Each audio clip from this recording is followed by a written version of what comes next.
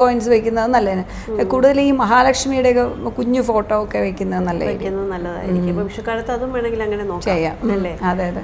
പിന്നെ വേറെ ചില കാര്യങ്ങൾ ഇതുപോലെ സമ്പത്ത് വർദ്ധിക്കാൻ ശ്രദ്ധിക്കേണ്ട കാര്യങ്ങൾ എന്തൊക്കെയായിരിക്കും ഇതുപോലെയുള്ള? അതുപോലെ ഈ മഞ്ഞളില്ലേ, മഞ്ഞൾ ചെറിയൊരു പീസ് മഞ്ഞൾ ഉണക്കിയത് ഒന്ന് ബാഗിനകത്തോ പേഴ്സിനകത്തോ സൂക്ഷിക്കുന്നത് നല്ലതാണ്. ഞാൻ ചില കടകളുടെയൊക്കെ മുന്നിൽ ഇങ്ങനെ പാത്രത്തിൽ കുറെ മഞ്ഞൾ, പച്ചമഞ്ഞൾ ഇങ്ങനെ ഇട്ട് വെച്ചേക്കുന്നത് കണ്ടിട്ട്. അതുപോലെയാണ് ഈ പണത്തിൻ്റെ കാര്യം വഴി സമ്പത്ത് സമ്പാദ്യം. ചിലർക്ക് എത്ര വിചാരിച്ചാലും സമ്പത്ത് കൈ നിൽക്കില്ല, എങ്ങനെയെങ്കിലും കാര്യങ്ങൾ വന്ന് കയ്യിൽ നിന്ന് പൊയ്ക്കൊണ്ടേയിരിക്കും. അപ്പം അങ്ങനെയുള്ള രാശിക്കാരുണ്ടോ? അല്ലെങ്കിൽ എന്തുകൊണ്ടായിരിക്കും അങ്ങനെ സംഭവിക്കുന്നത്?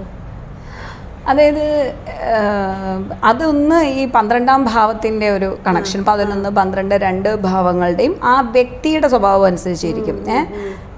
ചിലർ ഇപ്പം ഒരുപാട് അനാവശ്യ ചിലവുകളുള്ള ആൾക്കാർ ഇത് പറയാറുണ്ട്. അവരുടെ ആ ഒരു ഡിസിപ്ലിൻ ഇല്ലായ്മ, ഫൈനാൻഷ്യലായിട്ടുള്ള ഒരു അച്ചടക്ക ഇല്ലായ്മ കൊണ്ടുവരുന്നതാണ്. അത് റിയലൈസ് ചെയ്യാതെ വീണ്ടും വീണ്ടും കടം വാങ്ങി അവർ മാനേജ് ചെയ്ത് ആകെ ഫൈനാൻഷ്യൽ സ്ട്രെസ്സിൽ പോകുന്ന ആൾക്കാരുണ്ട്. അവരുടെ ആ അച്ചടക്കം ഇല്ല, നമ്മുടെ വരുമാനത്തിനൊത്ത് അവർ ചിലവുകൾ മാനേജ് ചെയ്യാത്തതുകൊണ്ട് വരാം. പിന്നെ ഈ നമ്മൾ ഇപ്പോൾ പേഴ്സിലൊന്നും ധനം ഇരിക്കില്ല, എപ്പോഴും പൈസ പേഴ്സിൽ നിന്ന് പോകുന്നു എന്നൊക്കെ പറയില്ലേ, അതൊക്കെ എന്ന് വെച്ചാൽ ചില കുഞ്ഞു കുഞ്ഞു ടിപ്സുകളൊക്കെ നമ്മൾ നോക്കിക്കഴിഞ്ഞാൽ അതൊക്കെ ബാലൻസ് ചെയ്യാൻ പറ്റും എന്ന് പറയാൻ പറ്റും. അതായത് ഇപ്പം പച്ച പേഴ്സ് യൂസ് ചെയ്യണത് നല്ലതാണ്, പച്ച ബാഗ്, പച്ച പേഴ്സ് ഇതൊക്കെ യൂസ് ചെയ്യണത് നല്ലതാണ്. അതുപോലെ എപ്പോഴും ഈ ചിലവുകൾ എഴുതി സൂക്ഷിക്കുന്ന ആൾക്കാരുണ്ട്, ചിലവുകൾ മാത്രം എഴുതി സൂക്ഷിക്കുന്ന ആൾക്കാർ. അതുപോലെ ഈ ബില്ലുകളെല്ലാം എന്ന് വെച്ചാൽ ഒരു ഗ്രോസറി ഷോപ്പിലായാലും ബില്ല് പേ ചെയ്തിട്ട് അത് സൂക്ഷിക്കേണ്ട ഒരു ആവശ്യമില്ല, അവിടെ ബില്ലിലിട്ടിട്ട് വരാവുന്നതേ ഉള്ളൂ. പക്ഷേ എന്നാലും അത് സൂക്ഷിച്ച് ബാഗ് സൂക്ഷിച്ച് വർഷങ്ങളോളം വെച്ചേക്കുന്ന ആൾ, അതെല്ലാം നെഗറ്റിവിറ്റി ആണല്ലേ. പക്ഷെ ചിലർ വിചാരിക്കുന്നുണ്ടല്ലോ അങ്ങനെ ചെയ്യണം, അങ്ങനെ ചെയ്തില്ലെങ്കിലാണ് കുഴപ്പമൊന്നുമാണ് നമ്മൾ പറഞ്ഞു പഠിപ്പിച്ചിരിക്കുന്നത്. എൻ്റെ അച്ഛനും ഹസ്ബൻഡും ഒക്കെ അങ്ങനെയാണ്, എല്ലാ ബില്ലും സൂക്ഷിച്ച് വെക്കും, എല്ലാ ഡയറി കണക്കിനുണ്ട്. പക്ഷേ അലമാരക്കകത്ത് ഇങ്ങനെ വെക്കാൻ സ്ഥലമില്ല. അതുപോലെ അത് ഇപ്പോൾ നമ്മൾ ഇലക്ട്രിസിറ്റി ബില്ലോ അങ്ങനെ ആവശ്യമുള്ള ചില ബില്ലുകൾ വെച്ചേക്കാന്നുള്ളതല്ല. ഇത് പണ്ട് ജനിച്ച കാലത്തൊട്ടുള്ള ബില്ലുണ്ടോ? അങ്ങനെ അതിൻ്റെ ആവശ്യമില്ല. അങ്ങനെയുള്ള ബില്ലുകൾ നമ്മൾ സൂക്ഷിച്ച് വയ്ക്കേണ്ട കാര്യമില്ല. ആവശ്യമില്ലാത്ത കാര്യങ്ങൾ നമ്മൾ കളയുക എന്നുള്ള. പിന്നെ അതുപോലെ പേഴ്സിനകത്ത് നമ്മൾ മഹാലക്ഷ്മിയുടെ കുഞ്ഞു ഫോട്ടോ ഒക്കെ കിട്ടില്ലേ, അതുപോലെ അതൊക്കെ വെക്കുന്നതോ അതൊക്കെ ക്രിസ്റ്റൽസ്, നമുക്ക് പറ്റുന്ന ക്രിസ്റ്റൽസ്, എല്ലാവർക്കും എല്ലാ ക്രിസ്റ്റൽസും ശരിയാകില്ലല്ലോ.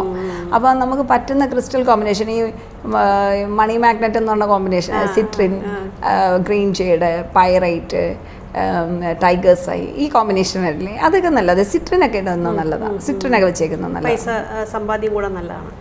സമ്പാദ്യം ഒരു പോസിറ്റീവ് ക്രിസ്റ്റൽ എന്നുള്ള ലെവലിൽ അത് നല്ലതാണ്. പണം വരാൻ അല്ല ആകർഷിക്കാനായിട്ട് ഈ സിട്രിൻ നല്ല തന്നെയാണ്.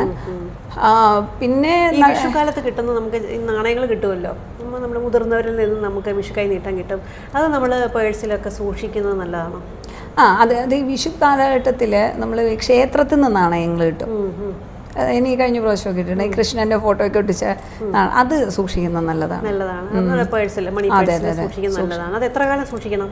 അത് എത്ര നാൾ വേണോ കേടുകൂടാതെ സൂക്ഷിച്ച്, ഓരോ വർഷം കിട്ടുന്നുണ്ടാവുമല്ലോ. അത് പുതിയത് മാറ്റി വെച്ചാൽ മതി. അതിൽ ഈ ഫോട്ടോ ചിലതിലാണ് ഈ ഭഗവാന്റെ ഫോട്ടോ തന്നെ ഒട്ടിച്ച് വരും.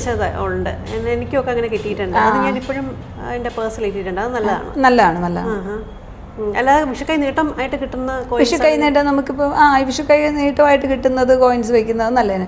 കൂടുതൽ ഈ മഹാലക്ഷ്മിയുടെ കുഞ്ഞു ഫോട്ടോ ഒക്കെ വെക്കുന്നത് നല്ലതായിരിക്കും. ഇപ്പൊ വിഷുക്കാലത്ത് അതും വേണമെങ്കിൽ അങ്ങനെ ചെയ്യാം. അല്ലേ? അതെ. പിന്നെ വേറെ ചില കാര്യങ്ങൾ ഇതുപോലെ സമ്പത്ത് വർദ്ധിക്കാൻ ശ്രദ്ധിക്കേണ്ട കാര്യങ്ങൾ എന്തൊക്കെയായിരിക്കും ഇതുപോലെയുള്ള? അതുപോലെ ഈ മഞ്ഞളില്ലേ, മഞ്ഞൾ ചെറിയൊരു പീസ് മഞ്ഞൾ ഉണക്കിയത് ഒന്ന് ബാഗിനകത്തോ പേഴ്സിനകത്തോ സൂക്ഷിക്കുന്നത് നല്ലതാണ്. ഞാൻ ചില കടകളുടെയൊക്കെ മുന്നിൽ ഇങ്ങനെ പാത്രത്തിൽ കുറെ മഞ്ഞൾ, പച്ചമഞ്ഞൾ ഇങ്ങനെ ഇട്ട് വെച്ചേക്കുന്നത് കണ്ടിട്ടുണ്ട്. അപ്പോൾ ഞാൻ മഞ്ഞളും എല്ലാം കലക്കിയത്, അങ്ങനെ ചില കാര്യങ്ങളൊക്കെ ഇങ്ങനെ. അപ്പം ഞാൻ ആലോചിക്കാണ്ടോ അത് ഇങ്ങനെ ആയിരിക്കാം അത് ഉദ്ദേശിച്ച്. പഞ്ചമി വരാഹി ക്ഷേത്രത്തിലല്ലേ ഇവിടെ ട്രിവാൻഡ്രത്ത്, അവിടുന്ന് മഞ്ഞൾ കൊടുക്കും, അത് ഞാൻ സൂക്ഷിച്ചു വയ്ക്കാറുണ്ട്. അത് നമ്മൾ ഉരച്ച് നമ്മുടെ മുഖത്തൊന്നും ഇടാം, അങ്ങനെയൊന്നും ആവശ്യമില്ല. വേണമെങ്കിൽ അങ്ങനെ ഇടാം. പക്ഷേ നമ്മളിത് ഈ ഒരു ഒന്നിൽ വിളക്ക് വയ്ക്കുന്നതിൻ്റെ അടുത്തോ നമ്മുടെ റൂമിലോ ഓഫീസിലോ അല്ലെങ്കിൽ പേഴ്സിലോ ഒക്കെ വെക്കുന്നത് നല്ലതാണ്. അത് കുറച്ച് കഴിയുമ്പോൾ മാറ്റിയിട്ട് അല്ലല്ല ഏതെങ്കിലും മരത്തിന്റെ ചോട്ടിലോ ഒക്കെ വലിച്ചെറിയാൻ പാടില്ല. പിന്നെ ഈ മഞ്ഞപ്പട്ടൊക്കെ കിട്ടുന്നതല്ലേ സാധാരണ വിഷു സമയത്തൊക്കെ നമുക്ക് മഞ്ഞ കോടിയൊക്കെ കിട്ടുമല്ലോ, അങ്ങനെയുള്ള തുണികളൊക്കെ എന്താ ചെയ്യണ്ടേ? അത് സൂക്ഷിച്ച് വെച്ചിരുന്നാൽ മതി. അതായത് വിളക്ക് വയ്ക്കുന്നതിൻ്റെ അല്ലെങ്കിൽ നമുക്ക് ഓഫീസ് ഉണ്ടെങ്കിൽ ആ ഓഫീസിലോ എവിടെയെങ്കിലും സൂക്ഷിച്ച് വെച്ചാൽ. അത് അല്ലാതെയാണെങ്കിൽ നമ്മൾ കടലിൽ കൊണ്ടങ്ങ് വേണ്ടാന്ന് തോന്നുന്ന കടലിൽ കൊണ്ടങ്ങ് കൊടുക്കും. ചിലപ്പോൾ കിട്ടുമല്ലോ. ഗിഫ്റ്റ് അത് കുറച്ച് നാൾ സൂക്ഷിച്ച് വെച്ചിട്ട് അത് ഇപ്പം നമുക്ക് ഉപയോഗശൂന്യമായി വരുന്ന ഒരു കാലഘട്ടം വരില്ലേ, ആ സമയം ഒഴുക്കി കളഞ്ഞാൽ മതി. അല്ലാതെ നമ്മളെ വേസ്റ്റിലൊന്നും അത് ഈ ക്രിസ്റ്റൽസ് ആയാലും അതെ. ക്രിസ്റ്റൽസ് ആയാലും നമുക്കിപ്പോൾ പൊട്ടിയിൽ ചിലർ പറയില്ലോ ക്രിസ്റ്റൽസ് പൊട്ടിപ്പോയി എന്തോ ദോഷമാണ്, അങ്ങനെയല്ല കേട്ടോ. അത് ക്രിസ്റ്റൽസ് പൊട്ടിപ്പോകണം, നമ്മുടെ ഈ പ്രാരാബ്ധ കർമ്മങ്ങൾ തീർന്നു പോകുന്നതും ക്രിസ്റ്റൽസ് പൊട്ടുന്ന ഒരു അതിപ്പോൾ ദീർഘനാൾ ക്രിസ്റ്റൽസ് ഉപയോഗിച്ചിട്ട് പൊട്ടിപ്പോകുന്നതിന് അതിനൊരു ന്യായമുണ്ട്. അത് ഈ നൂല് കേടായിട്ടോ എന്തെങ്കിലും ആവാം. ചിലപ്പോൾ ഇട്ട ഉടനെ അത് ചിലർക്ക് പൊട്ടിപ്പോകും. അതിപ്പോൾ ബ്രേസ്ലെറ്റ് ആയാലും ശരി, മാലയായാലും ശരി, അത് അവരുടെ പ്രാരാബ്ധം കുറേ, അത് അവരുടെ ആ എനർജി ആയിട്ട് കണക്ട് ചെയ്യാത്തത് കൊണ്ടോ അല്ലെങ്കിൽ പ്രാരാബ്ധങ്ങളങ്ങ് പോകുന്നതോ ഒക്കെയാണ്. അപ്പോൾ അത് പിന്നെ എടുത്ത് ഉപയോഗിക്കാതിരിക്കുന്നതാണ് നല്ലത്. ചിലപ്പോൾ തിരിച്ച് തന്നെ നൂലിലൊക്കെ കോർത്തും അല്ലെങ്കിൽ വെള്ളിയിലൊക്കെ കെട്ടിച്ചൊക്കെ ഇടാറുണ്ട് പൊട്ടിപ്പോയ സംഭവം. ഇത് വെച്ചാൽ നമ്മൾ സ്ട്രോങ് ആയിട്ട് കെട്ടിയ സാധനം ഒരു കാരണമില്ലാതെ പൊട്ടിപ്പോയെങ്കിൽ പിന്നെ അതിനങ്ങ് കടലിലൊഴുകി കളയുന്നതാണ് നല്ലത്. എന്നിട്ട് പിന്നെ പുതിയതൊന്ന് അങ്ങനെയാണ് ഈ വെള്ളിയിലോ വല്ലതും കെട്ടിച്ചിടുന്നതായിരിക്കും നല്ലത്. ഞാൻ ഒരുപാട് കണ്ടിട്ടുണ്ട് കേട്ടോ. അതുപോലെ ചില ക്ഷേത്രങ്ങളിൽ നിന്നൊക്കെ നമുക്ക് പൂജിച്ച് കിട്ടുന്ന ചരടില്ലേ, നമ്മൾ കൈ കെട്ടി 2 ദിവസത്തേക്ക് തന്നെ അത് അഴിഞ്ഞു പോകും. എത്ര ടൈറ്റായിട്ട് കെട്ടിയാലും അത് ചിലത് ഈ കുറച്ച് ഈ കോട്ടൺ നൂലല്ലാത്തത് കൊണ്ടും ചിലപ്പോൾ നൂലിന്റെ വ്യത്യാസം കൊണ്ടും വരാം. അത് വീണ്ടും വീണ്ടും ഒക്കെ കെട്ടിയിട്ടും ഇരിക്കുന്നില്ല. പിന്നെ അങ്ങനെ ഞാൻ അഴിച്ചു മാറ്റി വെച്ചിട്ട് അങ്ങനെ കോട്ടൺ അല്ലെങ്കിൽ അഴിഞ്ഞു പോവാം, ചിലത് അല്ലാതെ അഴിഞ്ഞു പോവാം. അത് നമ്മുടേതായ ദോഷവിഷയങ്ങൾ കൊണ്ടും വരാം. പക്ഷെ കൂടുതലും കോട്ടൺ നൂൽ അല്ലാത്തത് കൊണ്ട് അഴിഞ്ഞു പോകാനാണ് സാധ്യത. അപ്പോൾ അത് വീണ്ടും കെട്ടാതിരിക്കുന്നതാണോ നല്ലത്? അങ്ങനെയൊന്നുമില്ല, അത് കെട്ടാട്ടോ. അത് ഇങ്ങനെ കുറച്ച് ഡാമേജ് ആവുന്നിടം വരെ നമുക്ക് കയ്യിൽ കെട്ടി. അതുപോലെ എനിക്കൊന്ന് ചോദിക്കാനുള്ളത്, നമ്മൾ ഈ പറഞ്ഞ ഓരോ സമയദോഷം ഉണ്ടാവുമല്ലോ, അല്ലെങ്കിൽ ഓരോ ട്രാൻസിറ്റ്സ് ഇപ്പോൾ പറഞ്ഞ ശനി മാറ്റം അല്ലെങ്കിൽ വ്യാഴമാറ്റം ഇങ്ങനെയൊക്കെ വരുന്ന സമയങ്ങളിൽ ഇപ്പോൾ ഹീലിങ്സ് ഒക്കെ എത്രയൊക്കെ ചെയ്താലും അത് ചിലർക്ക് ഏൽക്കാറില്ല. അതെ അതെ. അപ്പം നമ്മൾ എത്രയൊക്കെ ആ വ്യക്തിയെ ഹീൽ ചെയ്താലും ആ വ്യക്തിക്ക് ആ രോഗം മാറിപ്പോലെ പ്രശ്നം മാറിപ്പോറില്ല. അപ്പം ഇങ്ങനെയുള്ള മാറ്റങ്ങൾ കൊണ്ടായിരിക്കുമോ അത് എഫക്റ്റീവ് അല്ലാണ്ട് അല്ലെങ്കിൽ ഒരു മാറ്റം വരാതിരിക്കുന്നത്? അതല്ല, അത് ഇപ്പോൾ ഹീലിങ് അത് അങ്ങനെയൊക്കെ എല്ലാ കാര്യങ്ങളും ഇപ്പം നമ്മൾ പലപ്പോഴും കേൾക്കാറില്ലേ, രോഗം മൂർച്ച നിൽക്കുന്ന ആൾക്കാർ കറുത്ത വാവ് വരുമ്പോൾ അത് കൂടാറുണ്ട്, ശ്രദ്ധിക്കാറില്ലേ? അതെന്തുകൊണ്ടായിരിക്കും എന്ന് വെച്ചാൽ ആ ചന്ദ്രനുമായിട്ട് കണക്ട് ചെയ്തിട്ടുള്ള കാര്യങ്ങളായതുകൊണ്ടാണ്. കിഡ്നി റിലേറ്റഡ് ഇഷ്യൂസ് ഉള്ള ആൾക്കാർ, അതുപോലെ മനസ്സിന് സ്ട്രെസ്സ് കൂടിയ ആൾക്കാർ, ഇവർക്കൊക്കെ ഈ കറുത്ത പക്ഷത്തിനോടടുത്ത് വരുമ്പോഴത്തേക്കും പ്രശ്നം ഉണ്ടാവും. അപ്പം ഹീലിംഗ് എപ്പോഴും കൊടുക്കുമ്പോൾ ശ്രദ്ധിക്കേണ്ടത് പൗർണമിയോടടുത്ത് കൊടുക്കുന്നതാണ് നല്ലത്. ഹീലിംഗ് അതായത് ഒരു റേക്കിയോ അത് എന്തായാലും XOR എന്ത് ഹീലിംഗ് ആയാലും എന്ത് മെഡിറ്റേഷൻ ആയാലും പൗർണമിയിൽ ചെയ്ത് തുടങ്ങുന്നതായിരിക്കും നല്ലത്. പൗർണമിയുടെ അന്ന് ചെയ്തു തുടങ്ങുന്നതായിരിക്കും നല്ലത്. പൗർണമിയുടെ അന്ന് ചെയ്തു തുടങ്ങണം. പൗർണമിയുടെ അന്ന് സ്റ്റാർട്ട് ചെയ്യുന്നതായിരിക്കും നല്ലത്. എന്ന് വെച്ചാൽ പഠിച്ചു തുടങ്ങാനല്ലേ പറഞ്ഞത്, പഠിച്ച് എന്ന് വേണോ തുടങ്ങിക്കോ. പക്ഷേ നമ്മൾ സ്വന്തമായിട്ട് പ്രാക്ടീസ് ചെയ്ത് തുടങ്ങുന്നത് പൗർണമിയുടെ അന്ന് തുടങ്ങുന്നതായിരിക്കും നല്ലത്. അതുപോലെ ഈ കാലത്തൊക്കെ ഒരുപാട് AI ജ്യോതിഷം അങ്ങനെയൊക്കെ നോക്കി പോകുന്നവരുണ്ട്. അത് ഇപ്പം നമുക്ക് ഒരുപാട് ഇപ്പം ഫെസിലിറ്റീസ് ഉണ്ടല്ലോ. ഇപ്പോൾ സോഷ്യൽ മീഡിയ അല്ലാതെ തന്നെ ഇപ്പോൾ ഒരുപാട് നമുക്ക് എന്ത് വേണേലും ChatGPT-യിലൊക്കെ അടിച്ചു നോക്കിയാൽ ജ്യോതിഷ ആസ്ട്രോളജിയൊക്കെ നമുക്കിങ്ങനെ കിട്ടുന്നൊരു കാലഘട്ടമാണ്. അപ്പം നമുക്കിപ്പം ചിന്തിക്കുമ്പോൾ ഈ ഒരു കാലഘട്ടത്തിൽ ഇപ്പം മനുഷ്യരായിട്ടുള്ള നമ്മളൊക്കെ ജ്യോതിഷന്മാരൊക്കെ മാറിപ്പോകുന്നൊരു രീതി അങ്ങനെ തോന്നാറുണ്ടോ? ഇനി അങ്ങനൊരു കാലം ഉണ്ടാവുമോ? നമ്മുടെ ഒന്നും ആവശ്യമില്ലാണ്ടാവോ? ഇല്ല, അതൊരിക്കലും ഇനി എത്ര തന്നെ വളർന്നാലും അത് ഒരു മനുഷ്യൻ ഒരു കാര്യം കേട്ട് പറഞ്ഞു കൊടുക്കുന്ന പോലെ ആവില്ല എന്ന് തന്നെ ഞാൻ വിശ്വസിക്കുന്നത്. കമ്പ്യൂട്ടർ ജാതകത്തെക്കാളും കൂടുതൽ കമ്പ്യൂട്ടർ ജാതകം എന്ന് പറയുന്നത് അത് ചിലർ അതിലൊത്ത് ഒരുപാട് തെറ്റിദ്ധാരണകളുണ്ട് കേട്ടോ ഈ പറയുന്ന വിഷയത്തിൽ. കാരണം എന്ന് വെച്ചാൽ ഇപ്പം ഞാനിപ്പോൾ എൻ്റെ ഓഫീസിൽ ഞാനൊരു ലാപ്ടോപ്പാണ്. ഇപ്പോൾ എല്ലാവരും വിചാരിക്കും ജ്യോതിഷൻ എന്ന് വിചാരിക്കുമ്പോൾ കുറേ കവിടി കുറേ കാര്യങ്ങൾ ഇങ്ങനെയാണല്ലോ ചിന്തിക്കുന്നത്. ആൾക്കാർ മൈൻഡ് സെറ്റ് അങ്ങനെയല്ലേ. അപ്പം ഞാനവിടെ ഒരു ഓഫീസിൽ ഇരിക്കുന്ന കണക്ക് ഒരു ലാപ്ടോപ്പ് കേട്ടോ എൻ്റെ ഒരു ആൾ കയറി വന്നിട്ട് എൻ്റെ അടുത്ത് പറഞ്ഞു, എൻ്റെ ആദ്യം ഓഫീസൊക്കെ നോക്കിയിട്ട് പറഞ്ഞു ഇവിടെ കവടിയൊന്നും ഇല്ല എന്ന് പറഞ്ഞിട്ട് ആൾ ഇറങ്ങിപ്പോയ ഒരാളുണ്ട്. കവടി ഇല്ല എന്ന് പറഞ്ഞിട്ടുണ്ട്. ശരിക്കും കവടിയൊക്കെ ഉണ്ട് കേട്ടോ. പക്ഷേ കവടിയൊന്നും എടുത്ത് ഫ്രണ്ടിൽ ഇങ്ങനെ നിരത്തി വയ്ക്കാനൊക്കെ ഞാൻ തന്നെ നിരത്തി വയ്ക്കണം. അങ്ങനെ ആദ്യം ആ ഹൊറോസ്കോപ്പ് അനലൈസ് ചെയ്ത് അതിനകത്ത് കവടി വയ്ക്കേണ്ട കാര്യം ഉണ്ടെങ്കിലല്ലേ വയ്ക്കേണ്ട കാര്യമുള്ളൂ, അല്ല കവടി എടുത്ത് നിരത്തി വയ്ക്കേണ്ട കാര്യമില്ലല്ലോ. ഞാനങ്ങനെ ചെയ്യാറില്ല എന്തായാലും. അങ്ങനെയൊക്കെ ചിന്തിക്കുന്ന ആൾക്കാരുണ്ട്. അല്ല ട്രഡീഷണൽ ആയിട്ട് അല്ലെങ്കിൽ നമ്മളെ ചിത്രം ഉണ്ടല്ലോ ഇങ്ങനെ ആയിരിക്കണം എന്ന്, അപ്പോൾ അത് അക്സെപ്റ്റ് ചെയ്യാൻ പറ്റാത്തവർ, ഉൾക്കൊള്ളാൻ പറ്റാത്തവരായിരിക്കും അങ്ങനെ ചിന്തിക്കാം. പക്ഷേ ഇതിനകത്ത് ഇപ്പം എത്ര ഇനി വന്നിരുന്നാലും മറ്റൊരാളുടെ ഇമോഷൻസ് മനസ്സിലാക്കണം എങ്കിൽ അതൊരു ഹ്യൂമൻ ബീയിങ് തന്നെ വേണം, മനുഷ്യൻ തന്നെ പറ്റുള്ളൂ. അല്ലാതെ കമ്പ്യൂട്ടറിന് മുമ്പ് ഇരുന്ന് കരഞ്ഞുകൊണ്ടോ ചാറ്റ് ചെയ്തതുകൊണ്ടോ ഒന്നും പ്രോപ്പർ ആൻസർ കിട്ടത്തില്ല. ഇല്ലേ? ഒരു ഇമോഷണൽ ഒരു അത് ഇൻഡ്യൂഷൻസ് വർക്ക് ചെയ്യുന്ന അവിടെ ഒരു റെമഡീസ് പറഞ്ഞു കൊടുക്കുന്നതായിരുന്നാലും അതിന് പ്രോപ്പർ ഗൈഡൻസ് കൊടുക്കുന്നതായിരുന്നാലും എല്ലാം ഒരു മനുഷ്യനെ കൊണ്ടേ കഴിയുള്ളൂ. അതിന് ഇപ്പോൾ ഇനി എത്ര തന്നെ വളർന്നു വന്നെന്ന് വെച്ചാലും അത് കഴിയില്ല. അപ്പം ഞാനിപ്പോൾ പറഞ്ഞു പോകുമ്പോൾ തന്നെ എന്ത് തോന്നണോ, എയോട് സംസാരിക്കുന്ന പോലെ അല്ലല്ലോ അല്ലേ? ഒരു നോർമലായിട്ട് ഇപ്പം ഞാനിപ്പോൾ വൃശ്ചിക രാശിക്കാരുടെ ഫലം പറഞ്ഞപ്പോഴും അവർ ഇങ്ങനെയൊക്കെ ചോദിച്ചു കഴിഞ്ഞാൽ ഏതെങ്കിലും പറയുമോ? ഇല്ലല്ലോ. അപ്പോൾ അത് നമ്മുടെ നോളജ് പോലെ നമ്മൾ എത്രത്തോളം അപ്ഡേറ്റ് ചെയ്ത് വരുന്നു എന്നുള്ളത് പോലെ ഇരിക്കും. അതിപ്പോൾ ജോത്സ്യന്മാർക്ക് പണി കിട്ടിക്കൂടെ എന്ന് ചോദിച്ചാൽ കിട്ടാം.